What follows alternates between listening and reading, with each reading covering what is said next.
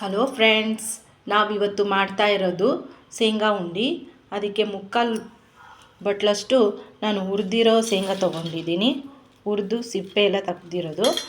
ಅರ್ಧ ಬಟ್ಲಷ್ಟು ಬೆಲ್ಲ, ಅರ್ಧ ಬಟ್ಲು ಒಣ ಕೊಬ್ಬರಿ ಪುಡಿ ಮತ್ತು ಹುರ್ಗಡ್ಲೆ ಪುಡಿ ಅರ್ಧ ಬಟ್ಲು ತೊಗೊಂಡಿದ್ದೀನಿ. ಮತ್ತು ಒಂದೆರಡು ಏಲಕ್ಕಿ ತೊಗೊಂಡಿದ್ದೀನಿ. ಮತ್ತು ಜಾಕಾಯಿ ಒಂದು ಸ್ವಲ್ಪ ತೊಗೊಂಡಿದ್ದೀನಿ. ಜಾಕಾಯಿನ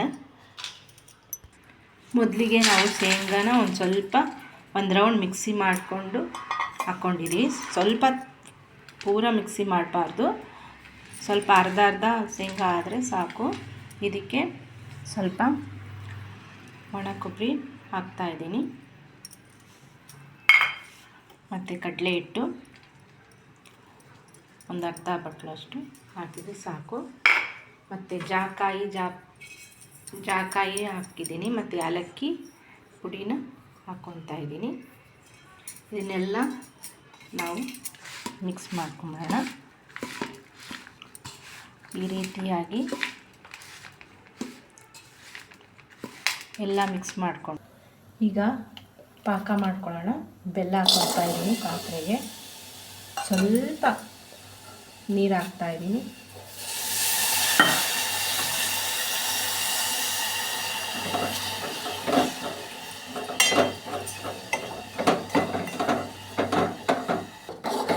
ನೋಡಿ, ಈ ರೀತಿ ಮಾಡ್ಕೋಬೇಕು. ಹಿಂಗೆ ಎಳೆಯಾಗಿ ಬರಬೇಕು. ನೋಡಿ ಈ ರೀತಿಯಾಗಿ ಎಳೆ ಆಗಬೇಕು.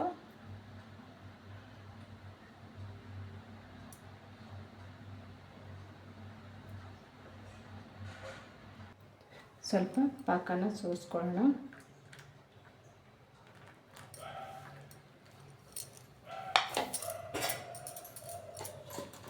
ಈ ರೀತಿಯಾಗಿ ಮಿಕ್ಸ್ ಮಾಡ್ಕೋಬೇಕು. ಈ ರೀತಿಯಾಗಿ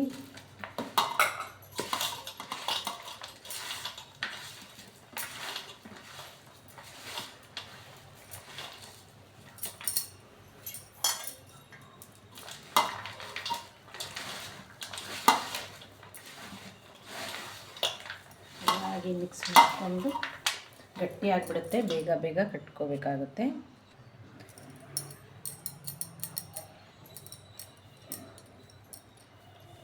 ಈ ರೀತಿಯಾಗಿ ಉಂಡೆಗಳನ್ನು ಕಟ್ಟಬೇಕಾಗುತ್ತೆ ನಾವು.